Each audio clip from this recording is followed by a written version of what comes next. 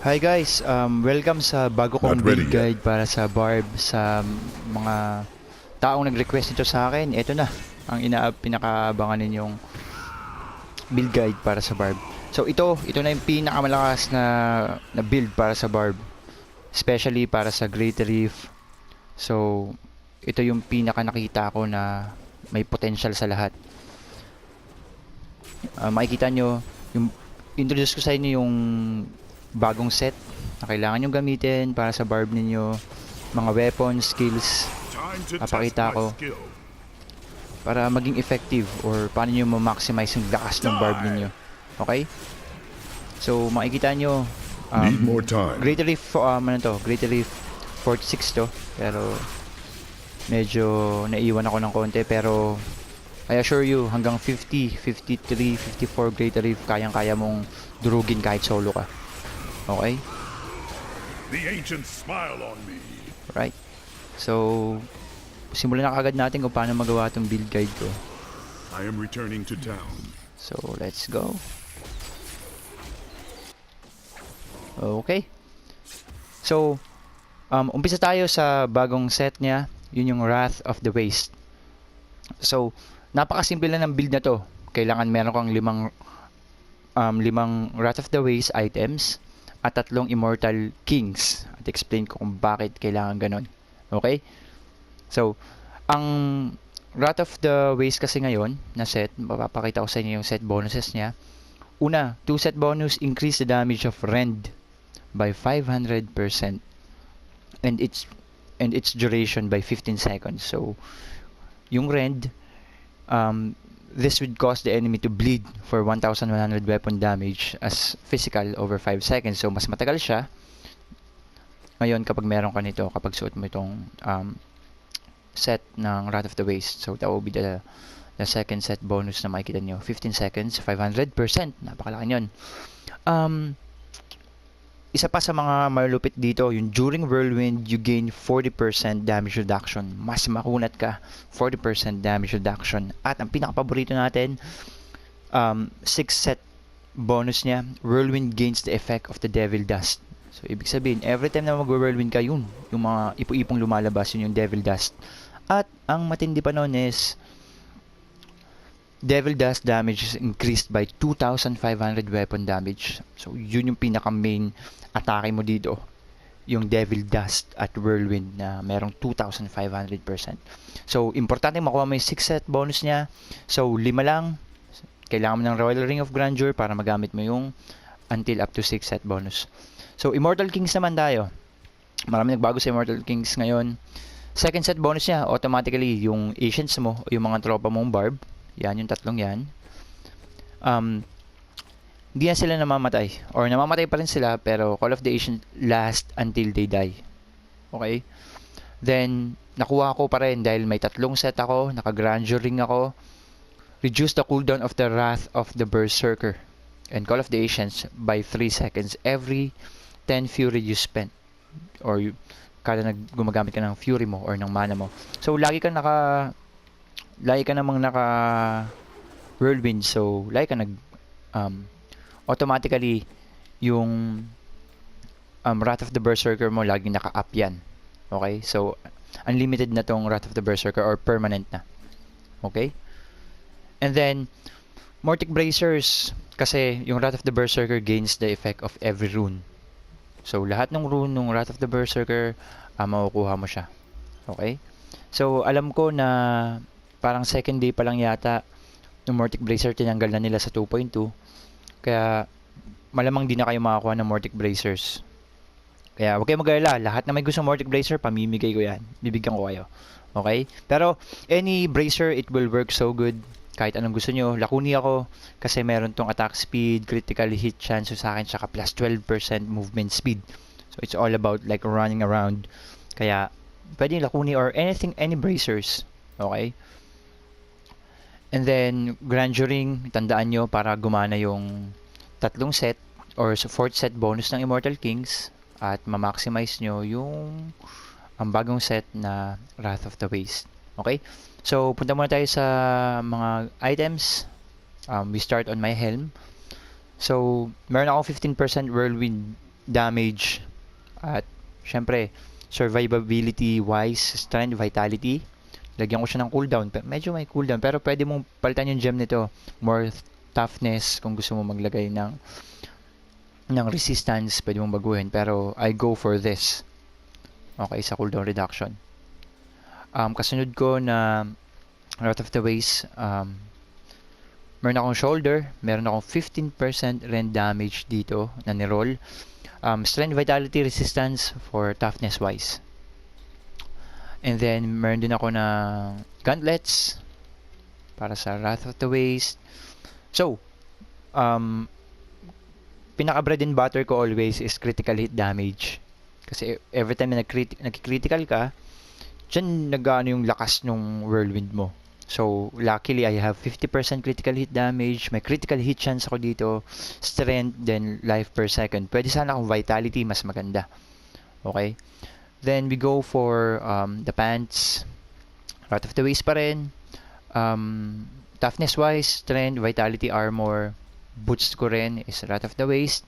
11% movement speed. Then, pwede mo pang isagad yung whirlwind again. 15% sa whirlwind. Strength, vitality. Then, let's go for my Immortal Kings. Ano yung tatlong Immortal Kings ko? Meron ako dito sa chest. So, meron ako 15% rend para sa chest. Then, toughness-wise again, vitality, strength. And then, meron akong belt. Pangalawang Immortal Kings ko.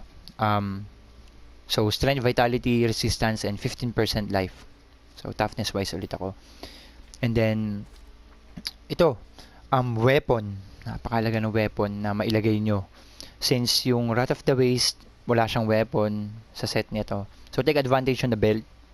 Then, for the weapon, then pili na lang kayo kung anong pwede nyong ipalit dito. As long as meron kang 5 na Wrath of the Waste na set at 3 Immortal Kings. Okay?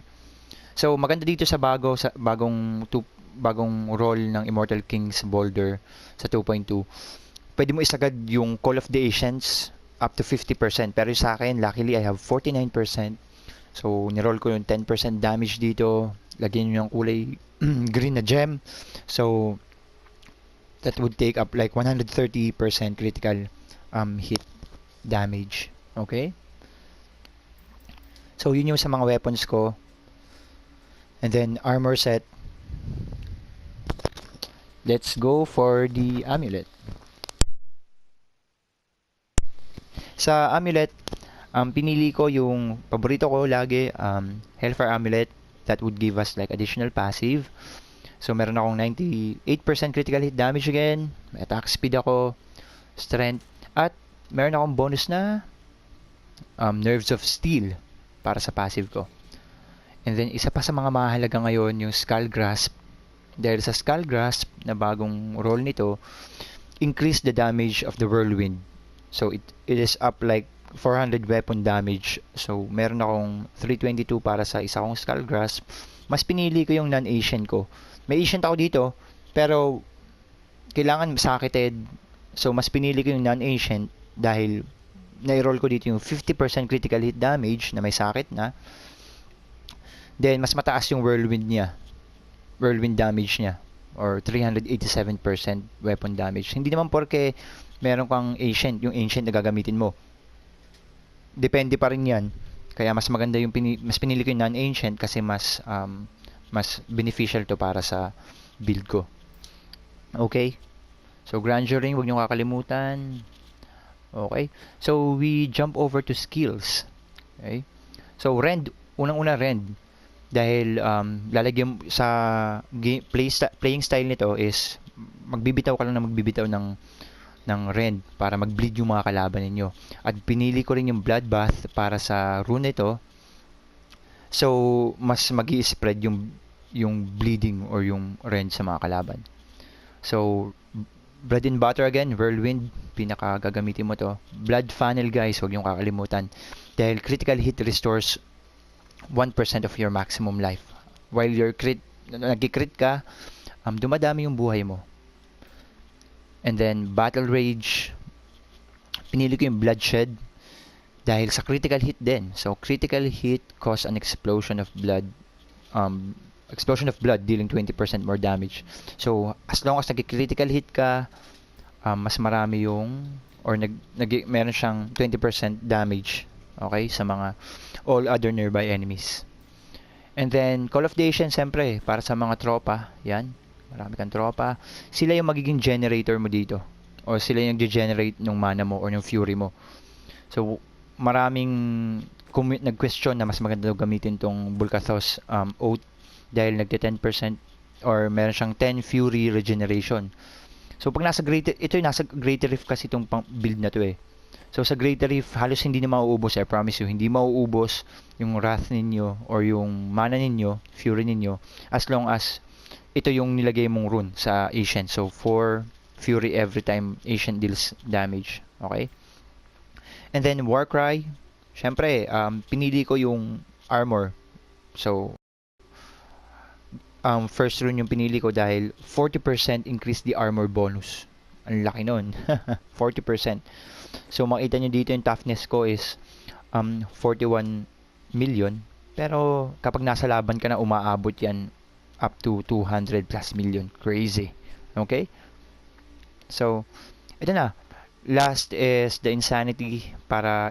So, kapag naka-Mortic Bracer ka, gumagana lahat ng rune ng Wrath of the Berserker. So, lahat ng rune na yan gumagana. Pag wala kang Mortic Bracer, gamitin mo na lang yung Insanity kasi lagi kang naka Wrath of the Berserker naman eh.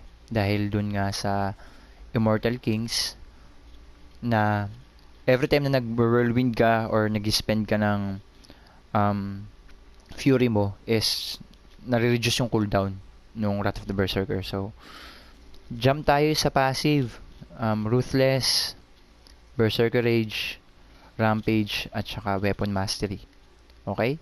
So, pwede yung palit-palitan yan. Pwede mong ilagay itong Brawler. Pero, I prefer using this sa Greater Rift kasi lagi ka namang nasa near maximum fury. I promise you that. Okay? So, yun lang.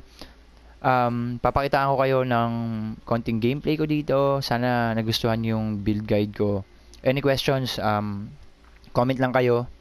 Thank you nga pala sa team ko, sina Jojit, sina paring JP, at saka sina paring Corpus. Okay? At saka para sa trainer ko na si Jogs. Okay? So, let's see. Tingnan natin kung paano to. Okay. Rend lang ng rend, guys. So, makakakit kayo nito hanggang 50 plus sa Greater Rift. Still recharging. Okay, yan. Tingnan nyo yung ano ko, yung critical hit damage ko, it's 478%. So, kita nyo, 126 million na. Okay. Kita nyo. So, lagyan nyo sila ng rend. Whirlwind lang ng Whirlwind. So, mag-near maximum fury tayo dito, guys. Mas maraming kalaban, mas mataas. Okay, Berserk. Okay, near maximum fury naman lagi. Di naman maubos yung fury mo dito. As long as nakapag-rend ka, Whirlwind ka lang ng Whirlwind. Okay. So, I hope you enjoyed the build, guys. Your flesh is weak. Dun sa Mortic Bracer, PM lang kayo, bibigyan ko kayo ng Mortic Bracer para sa ps4 players natin. Okay. Hindi na ubos yung Wrath of the Berserker ko. Kita nyo, 254 million. Damage ko, 5 million. So, habang nasa battle kayo, naandyan lahat. So, okay, huwag nyo kalimutan mag-rend sa mga kalaban. Okay. So, thank you para sa mga nanonood ng mga build guide ko. Sana makuha nyo yung mga items ninyo. Need more time. Okay, bye guys. Thank you.